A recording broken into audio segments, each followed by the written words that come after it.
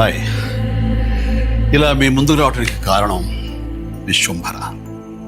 చాలామందికి డౌట్ ఉంది, ఈ చిత్రం ఎందుకు డిలే అవుతుంది, ఆలస్యం అవుతుంది. ఈ ఆలస్యం, ఈ జాప్యం చాలా సముచితం నేను భావిస్తున్నాను. ఎందుకంటే ఈ చిత్రం సెకండ్ హాఫ్ మొత్తం విఎఫ్ఎక్స్ అండ్ గ్రాఫిక్స్ మీద ఆధారపడి ఉంది. మీకు అత్యున్నతమైన ప్రమాణాలతోటి, ద బెస్ట్ క్వాలిటీతోటి ఇది మీ ముందుంచాలి, మీకు అందివ్వాలన్న దర్శక నిర్మాతల ప్రయత్నమే ఈ జాప్యానికి ప్రధానమైన కారణం.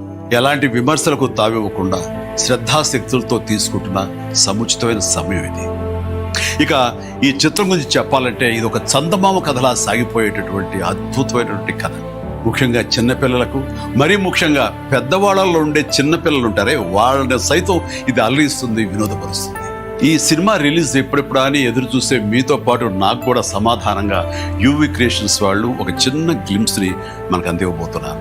అది నా పుట్టినరోజు సందర్భంగా ఒక రోజు ముందు, అంటే ఇక్కడి కొన్ని గంటల తర్వాత, ఆగస్టు 21 సాయంకాలం 6:06 అంటే కొన్ని గంటల వ్యవధిలో అది మన ముందు చూస్తున్నారు.